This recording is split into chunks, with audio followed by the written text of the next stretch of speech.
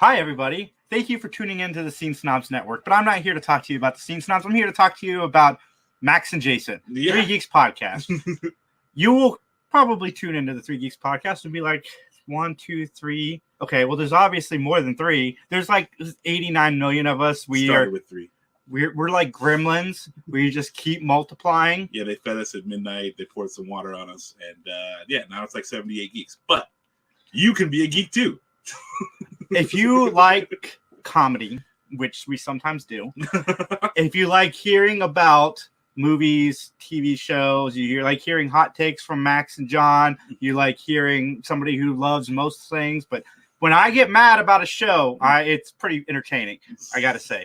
But no, with the Three Geeks Podcast, we're just a group of friends that don't talk to each other through the week, so we can have natural conversations on Sunday. Yep. We're like actually probably the worst group of friends because we don't ever talk to each other outside of doing podcasts. I mean, except for you and I, but that's because we're roommates. But like Three Geeks Podcast. Tune in, check us out, and have fun. Yes. Feel free to like, comment, and subscribe. Yeah. And recycle your droids.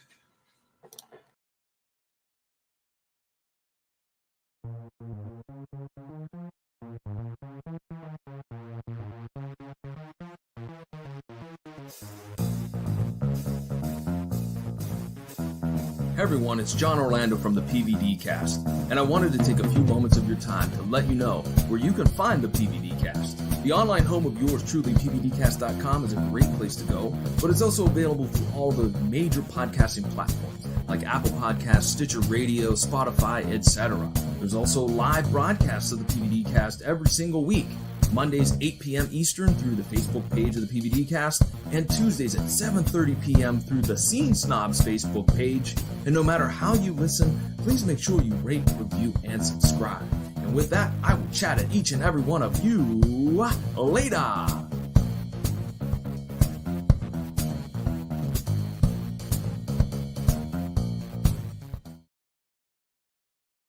What's going on, everybody? It's the Scene Snob, Mick Manhattan, and I'm here to tell you guys about thescenesnobs.com. We're a channel of variety, comedy, entertainment, geek-related, sports, the whole 9 yards. We cover almost every genre.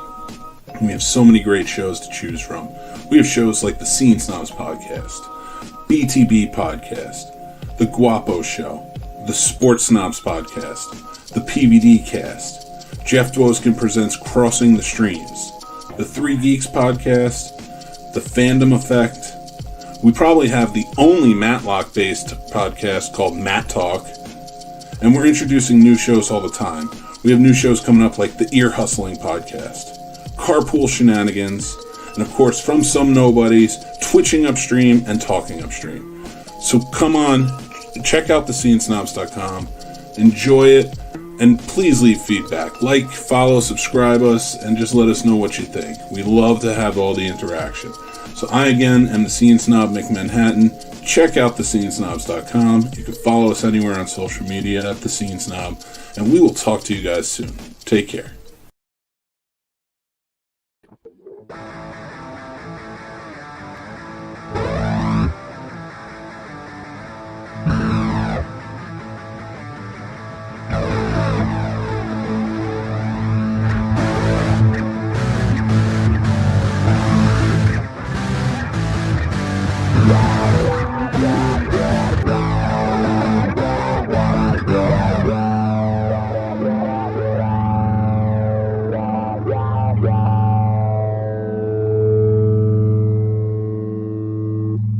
Hello, everybody. Welcome to a Three Geeks Scene Snobs collaboration. I am in Studio B as the rest of my room is all packed up.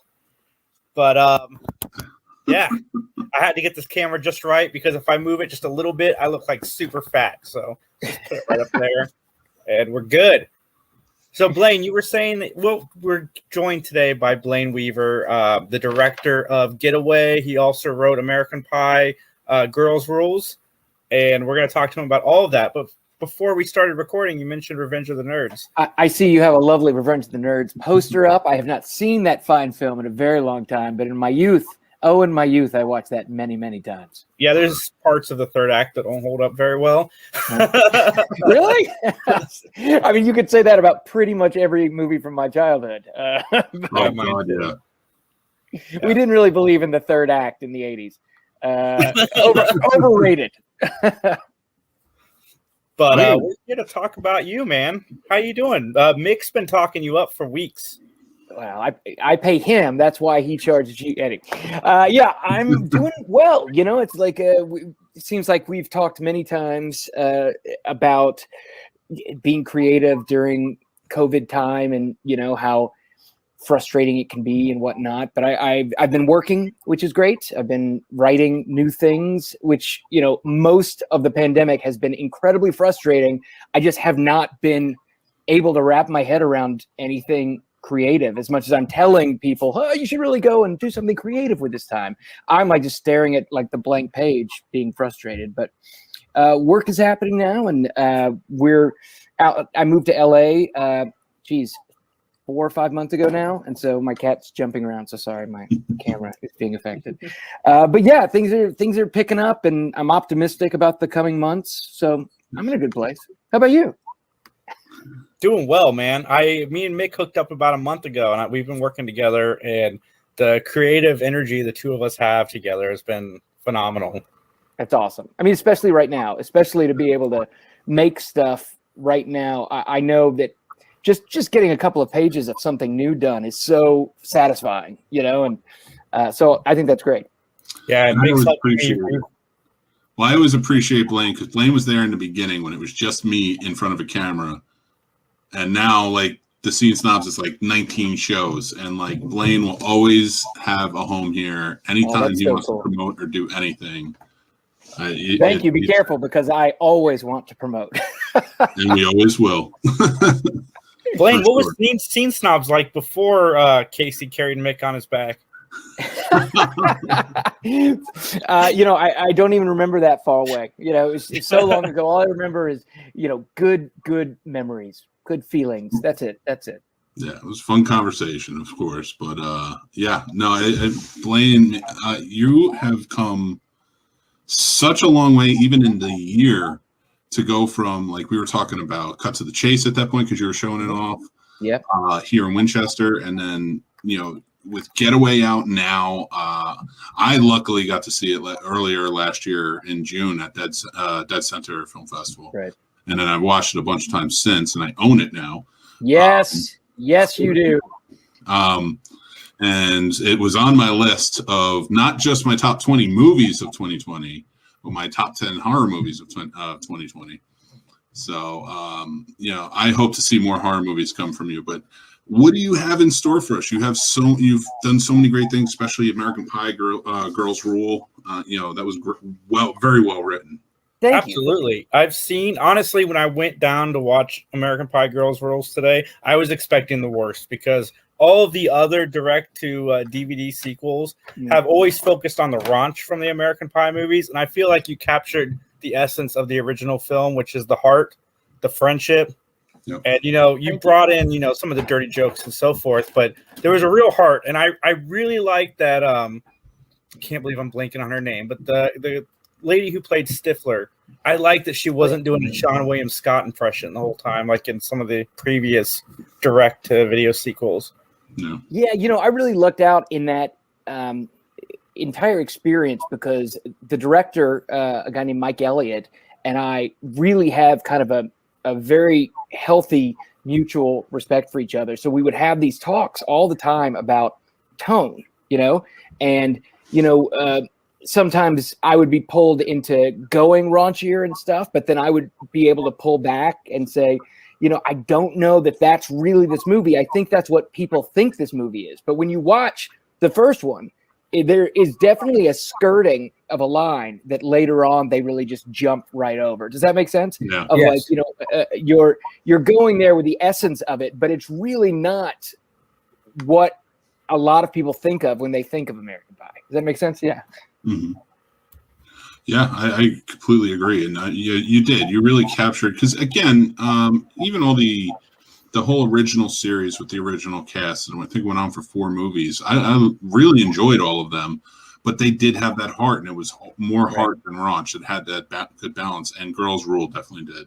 Yeah, and we had these great actresses that just bonded so well, not only on screen, but, behind the camera. They were great friends and were always contributing to the script. And I feel like at the end of the day, the first American Pie and the heart that you're talking about, it's about friendship, And so I was so excited to see the first dailies and to get to meet the actresses because they really were friends, and it plays so well on camera. So a lot of things worked out on that movie, and I'm really proud of it. I think it's funny and kind of racy, but a good flick. Yeah, I recommended it to some of my buddies that I went and saw all the original films with. So I told them to check it out because cool. Thanks. They really did a good job. I am an American Pie diehard. I love the original movies. Thomas Nicholas is like the one person that I know that it's a celebrity or an actor. Oh, cool. Yeah, so for full circle kind of thing. But no, man, you really did a good job with this movie. Well, I think I might have mentioned this to Mick before, but like one of the things that was really cool to me about it is that when they were casting American Pie, I was up for the pie guy. And I went back a couple of times for the audition, and I'm like, I didn't read the whole script. I wasn't important enough to get the whole script, so I was kind of missing what the movie was, but to write a movie that I auditioned for and would have totally changed the arc of my career, 20 years ago was really cool. Yeah, I mean that's a full circle right there. But I mean, yeah, it is. Yeah, it just in that world, because I mean I know great things are coming. Great things have come and great things are coming. Even more so because one thing I will say to everybody, and I'm the one recommending, so go after it. And Jason, you need to check them out too. Go check out Cut to the Chase, Weather Girl, 6 Month Rule. All Chase's movies. They're really good. I really enjoy them. I own Cut to the Chase too. I don't have 6 Month Rule yet, but I've seen it on Amazon Prime. It's out. It just got launched on Amazon Prime. That's been a fun thing of the last 6 months too. Is I started a distribution company, so I got the rights back to a couple of my films that have been floating out there. And one of that was 6 Month Rule, and I got to get it out on Prime so people can watch it for free, because I just know how much I love that, just to be able to scroll and find something and, watch a new film. And so 6 Month Rule is out there, and so is Cut to the Chase, just like that. But thanks for the plug. I appreciate that. Man. Definitely. We're going to get to Cupid for Christmas because I can't wait to hear about it. But I want to go back, like all the way back in time. You were in one of the best shows of all time that nobody talks about anymore, and they need to remake it. I was actually in Saudi Arabia, and I met Jonathan Frakes. And I said, will you come back and make more of this? He said, in a heartbeat, if they ask me. So you were in an episode of Beyond Belief, Fact or Fiction. One of the Beyond Belief. You are the super fan of Beyond Belief. I don't think there's a lot of competition for that position. My grandma really likes it. I was on Beyond Belief, which for those of you who don't remember it are huge fans like Jason. It was Jonathan Frakes. It was number one from the Next Generation Star Trek, and he was the host. And he would start every episode by give an example, Jason, of how he would start out with like, would you believe that this would happen? Yeah. There's a YouTube like hot mix that's great of him doing all of these weird things. But he would ask a question, and then based on that, you would see 3 or 4 Twilight Zone-ish stories, and then you had to guess which one was real. Am I setting that up? Yeah. I used to watch it with my kids, and we would guess at the end. We made it a whole thing. I have a couple of stories about that show. So first one is, I did this episode of Jag. You guys remember Jag on CBS? And I did this episode where they absolutely stole all this footage from Clear and Present Danger and like cut it into the show. I'm reading the script and I'm like, this kind of sounds like the car chase in Clear and Present Danger. And they did that. And I guess that was the plan, was that Paramount owned it, whatever, and they'd be able to do all of this. But of course, the creators of Clear and Present Danger freaked out. So that show only ran like one time. But I did this episode and I played, this obviously young Marine. I believe I was 18 or 19 at the time. And I had this thing where the director wanted me to say my line and then turn and walk off. And for some reason, I couldn't say the line without going before I walked off. It just felt weird not to have some kind of punctuation. And he got obsessed about it. And then I got obsessed about not being able to do it. And we didn't get along. And he like yelled at me. And I'm like, oh my God, this director hates me. He's never going to work with me again. So 2 years later, I'm auditioning for Beyond Belief. And I've got a callback for it. And it's pouring down raining in LA. As you know, it never rains in Los Angeles. But when it does, it is a mess. Can I curse on this or do I not? Yeah. Say whatever you want. Shit show. It is a shit show in LA when it rains. And I was also a young actor who also had a night job. So I had to go to my restaurant job and I'm late and I'm soaking wet. Director's late because of traffic. Sitting there, I'm like, I'm going to get fired. Director walks in. It's the director from JAG. And I'm like, oh, I might as well just leave right now. There's no reason to sit here. He hates me. This is going to be a nightmare. And I waited. Against my better judgment, I waited and I went into the audition and he looked up and he's like, haven't we worked together before? I'm like, yeah, JAG. And he's like, yeah, that was a good shoot. Okay. He didn't remember me. And it was the best thing ever. And he booked me because we had worked together before, even though he didn't remember me. That's awesome. Thank you. Thank you. The funny thing about JAG is you were also an NCIS, which was a spinoff of JAG. See, very few people know this. Very few people know the NCIS JAG connection, but you and I know it. Oh, yeah. I told you, man, I can't be president of the fan club unless I know. There you go. There's certain requirements, the quiz that you have to take beforehand. That must feel really good that you got asked about in an interview, Beyond Belief, Fact or Fiction, when everybody asks about Peter Pan. Yeah. First question I've ever gotten on Beyond Belief, and I had a story for it. So there you go. It's funny. When I asked Jonathan Frakes that, he's like, I get it all the time. He's like, I would do it again in a heartbeat. I said, me and my grandma used to love that show. He's awesome. I love that he's a director too. And, I've always thought that he's cool. We didn't actually get to work together, you understand? Yeah, we yeah. were on different days, he came in, probably shot all of that in one day. And then, yeah, probably so. Probably his basement. Yeah. Well, that's a hell of a basement if it was. So, Blayne, what have you got going on now? What are you working on? Right now, I'm working. I'm taking your advice and working on another horror script. Yeah. So I'm excited about that, and I don't really know what I'm going to do with it yet.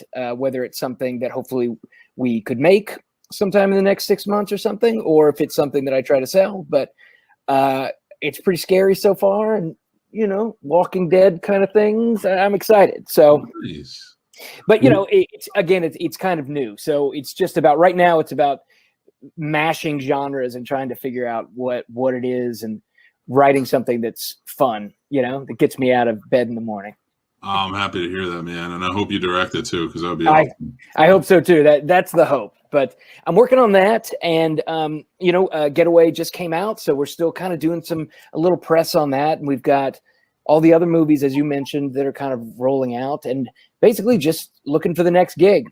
And it's because it's a crazy time. Every conversation about directing or acting or anything comes with several tiers of trying to figure out the COVID situation and when we would start something and all of that stuff. A lot of logistics. There's always logistics in movies, but the COVID logistics are insane. What's it like to get a movie like GetAWay made? A horror film? Like, is it different than some of the stuff you've done before? Totally. But I love that. I'm a big fan of mixing genres and, doing stuff. 'Cause I certainly don't want to get bored with me, and I think it's easier for us to get bored, than it is for the viewer, because it's all new to them. But I did a bunch of, not a bunch, but I did romantic comedies for a little while because, it's easier to film a kiss than it is to blow something up. And I kind of felt like I didn't have, unless I got a $2 million budget, which is still a very low budget, but like that's as low as I felt comfortable doing any kind of fast-paced, actiony, or scary, or anything like that. And then a buddy of mine made a movie called Down and Dangerous, which is a super micro-budget action movie. And it was really good. It was inspiring, really, because like he did put gunshots were all digital, and like, you know, there were things that we were able to sidestep and get a little more money than they had. But it was like the pacing and the acting and the story was all really good.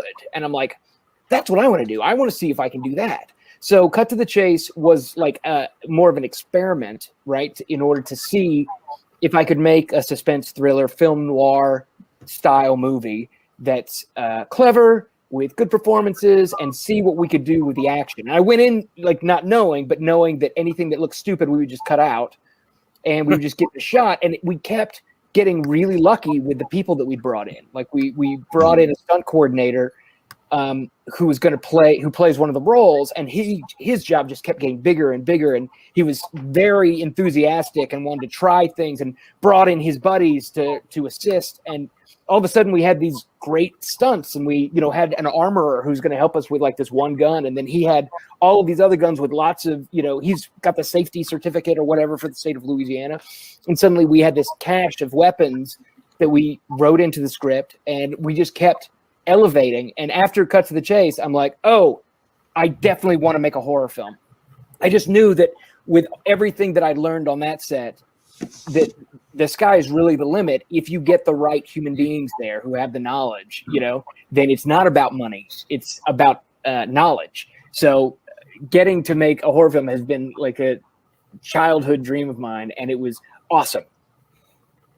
That's a long answer to a short question. No, and it turned out great. I love it. As I've said, I feel like I'm singing the praises too much. I'm like, it's an interview. Not for me. You know, the movie I want to see is I want to see a Friday the 13th style movie with Paul Rubens as the serial killer. Did you see that Jurassic Park thing?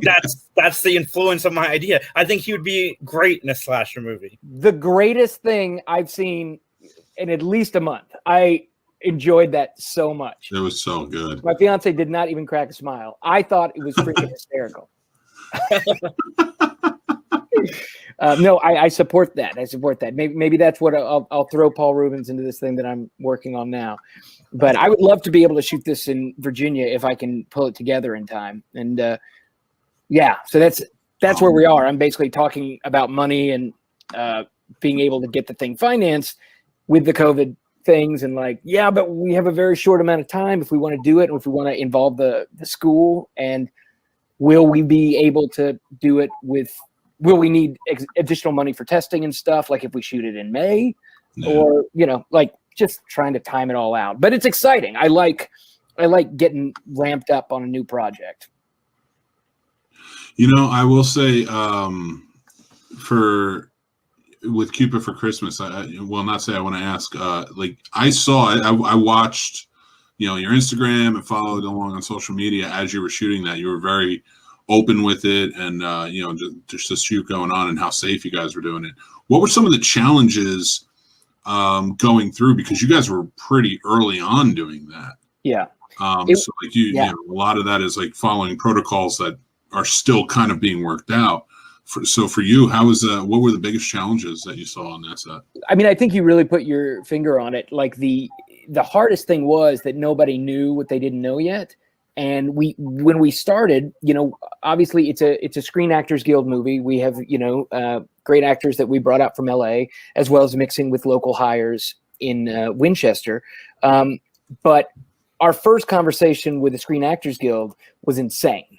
Like, the things that they were talking about was stuff that I had never even considered. I did not think that we would be required to test 3 times a week. I didn't think that meant everybody on set. I didn't, you know, all of this stuff that I had drastically underestimated.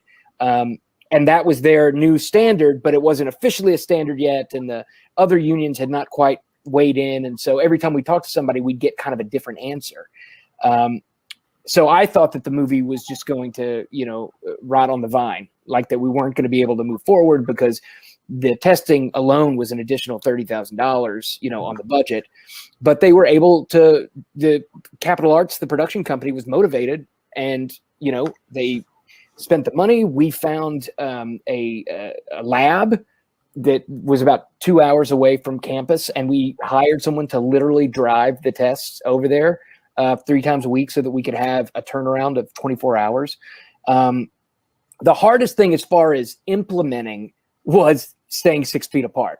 Just very hard to do on a movie set. It's hard to do in any situation where you're working with people, but movie sets, people forget so quickly, and you got a camera with 3 people like crowded around. So I was constantly annoying people with that. But everything else, we were very lucky in the people that we had, because they definitely took the threat seriously. I was so glad that I didn't have anybody naysaying or, like trying to get away with stuff. It was like everyone took it completely seriously. The weirdest thing was, to be honest, about making a movie is that, especially when you have people that are there from out of town and you're on location, it's a real bonding situation after work. You have some beers, you vent, get ready for the next day, come back in. And we really didn't have that. Like the isolation that the main LA actors were under was intense. We literally didn't see them by the time they left work and showed up the next day. And it was the same thing. We had several young actors that were in school at Shenandoah University, and they came in and all traveled in, and we had to lock them in their hotel rooms for 2 days before they could work, which sounds like, oh, no big deal. But like a bunch of college students actively staying away from their friends, and like having to stay inside a motel room while they're there to shoot a movie. It was difficult, but everybody was a real pro. And that was the best thing about it. Like if I had 1 or 2 people that were causing problems or like not following the protocol, it could have ruined the whole thing. But thankfully, nobody got sick. I feel like everybody felt like they did a good job, and we took care of everybody, which was the most important thing. Oh, yeah, absolutely. Awesome. When does that come out? Is it out already? No, it'll be out in Christmas. We were rushing to try to get it finished for this Christmas, but by the time I finished it, it was almost November. And basically, it was the same thing with Santa Girl. We had the same exact experience where we rushed, and we finished that movie in August. But by that point, all of the distributors had already filled their Christmas, thing. It takes 3 months minimum to process for like a Netflix or anything like that. So we just had our hands tied. So now we have to wait until this summer when everybody starts looking, for their Christmas movie. Ironically, Santa Girl sold in July of that year and then had a theatrical release that went all through the summer before it came out on Netflix in November. So who knows? You should check out Santa Girl too, man. Like that's such a fun movie. And see, I'm telling you, I'm selling movies here. The kids loved it too. So and Barry Bostwick, man. Barry Bostwick. Well, listen, we've had this argument in December when Eshem and Ian were on the show. There is no best Santa. There's just a team of Avenger type Santa. That's it. Right. I don't know if I sent it to you, but I did go through some effort of putting together a. I did, yeah. I to you? Kurt Russell, Barry Bostwick, and Mel Gibson all together as. We pieced together the whole Avengers team of Santas because everybody's directed a very cool Santa. Yeah. People may not think Barry Bostwick would be the tough guy Santa, but I'm telling you, Barry Bostwick is a tough guy. Okay, and he'll give you what for. Is he going to be your De Niro? Because he was in American Pie too. Yes, well, that's what's a funny thing is I wrote Santa Girl for the company Capital Arts, which is owned by the guy who directed American Pie. So he loves Barry and has used it many times, and so that's the connection for Barry Bostwick and Santa Girl. When they asked me to act in American Pie, I was like, oh yeah, sure, totally. I think I'm too young to play one of the adult characters. No, I'm not actually. I could totally have a teenager. And that freaks me out a little bit. But then to find out that Barry Bostwick is playing my father-in-law and we don't get to actually be in the same room together, wow, that was tragic. But fun, And so random. Like I don't know if you noticed the introducing Barry Bostwick in the opening title cards. Yeah. Mike thinks it's very funny. So much fun. It's funny. It's so awesome always getting to talk to you, man.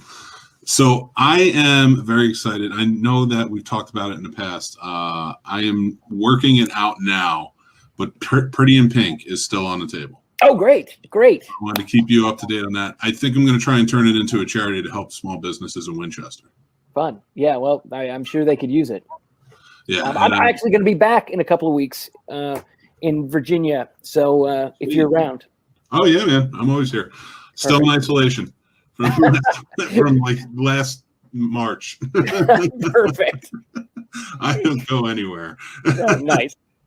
But yeah, absolutely. One final question. How did you get the role for Peter Pan? Peter Pan was a fluke, a complete and utter fluke. And I often think about how lucky I am. I think in all life you can look back on luck and, where these things happen, where it was like a toss of a coin. Like maybe you go and you meet your wife in a bar, or no reason for me to have been in that bar that night, except for that's where my friends decided to go, that kind of thing. But with your career, you can really, your acting career, you can definitely like look at those moments of like, wow, I would have gone a completely different way if that hadn't happened. And that's absolutely the Peter Pan situation. I went to bother my agent because I wasn't getting enough auditions. Randomly, I just kind of showed up and I was in the neighborhood. She available? Sure. So I go in, I say, hey, I haven't been auditioning for much. I was just wondering, is there anything I can do? And she looks on her table and she pulls up a piece of paper and hands it to me. And she's like, go down the hall to voiceover and audition for this. And I'm like, okay, sure. So I didn't even know what it was. I went down the hall. I'm like, hey, I'm with the theatrical department. They told me that I could come over here and audition for something. And so they were looking for voice matches for the original Peter Pan movie. And Cubby, who is a Lost Boy, in the original movie, he had this voice that was kind of like Goofy's. It was like an adult doing it, like, hey there. So I was an adult, and that's why they wanted me to audition for. And I said, nah, I feel really stupid doing voices like that. But I can do a kid. And Peter Pan's like my favorite cartoon, so I like know what he sounds like. And so I auditioned for it, and I left. And it was many months later where somebody called me and said, did you audition for Peter Pan at Abrams Artist? And I'm like, yeah. And they're like, who are you? I'm like, I'm in the theatrical department. I'm not even in the voiceover department. And they're like, well, Disney wants to see you again. So I went in and I auditioned again. And then I booked it, and we did this table reading, right? Which had me and Corey Burton, who does the voice of like everybody, but he's big voice guy, but he did Captain Hook and Smee and something. And the lady who did Alice in Wonderland and the original, original Wendy, like she's there. And we did these crazy table reads for 2 weeks. And then after that, they fired everybody but me and Captain Hook. And I was like, I'm definitely getting fired before this is over. Like, there's no way they're going to have me be the voice of Peter Pan in a big, movie theater cartoon. They're definitely going to have me do all the animation, and then they'll fire me and they'll hire Michael J. Fox or somebody famous.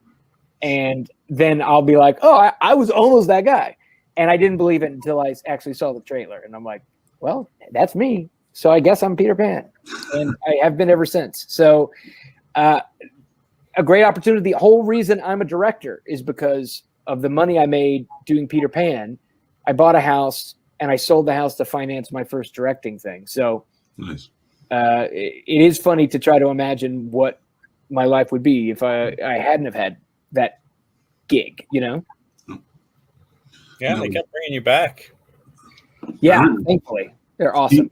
He is Peter Pan. I am Peter. And I went on a Disney cruise one time. I don't know if you've ever done that or not, but it's awesome. And like, it wasn't even my thing. I was going with a friend who, had like a discount or something. And we went and we were in one of the restaurants and I start talking and I'm like, Peter Pan is like up flying around the room, like in the on the screens and stuff. And I'm like, that's me. I totally forgot I did that. I did that before I had any idea I was going on a cruise ever. And here I am. That's the best job in the world. That's awesome, man. You've had an amazing career. I mean, yeah. It's Beyonce weird. is It's up weird, but I like it. And it continues, man. I'm telling you, wait until you see the rest of these movies. They're so good. Yeah, I can't wait to check them out. It was like I said, you wrote American Pie was really well done. Cool. And so was Getaway. Awesome. Well, And I'm glad you like it. We're so proud with GetAWay being out there, and I just got my Blu-rays the other day, and I'm like, this is awesome. I love that this movie is out there. I love that these young actors are getting this kind of cool first job out of the gate kind of thing, because in acting especially, it's always your first job is like such a tough thing, because it's like you're not in the union, but you need to be in the union to get the job, and you have no tape, but they're like, where's your tape, and what else have you done? And they're like, well, I've done a lot of plays in college, and they're like, well, anyways, I just think it's really cool, and everybody really, again, I like to surround myself with people who I like, people who I want to succeed, people who want to pull for the movie, kind of like the no asshole policy that, you sometimes, that I've been reading about recently. But like, it's so great to be happy for the movie, be happy for the people involved in the movie, that it's this big, especially with a movie like that was so inexpensive and so difficult to shoot with the long nights and the, lack of support. We didn't have much of a crew, it's just basically 2 or 3 grown-ups and a bunch of young, inexperienced people. But when you get through that and you still like everybody, I think that's a really good sign. Awesome, man. Where can everybody find you online? I am Blayne with the Y, as you see in my little spelling here. It's Blayne Weaver everywhere. So Twitter, Facebook, Insta, as the kids say. Awesome. Thanks again, man. And from Mick and myself, everybody, check out thescenesnobs.com. And to find a review of GetAWay, go to 3geeks.ninja. Have a great night. Thanks so much, you guys. Really appreciate it.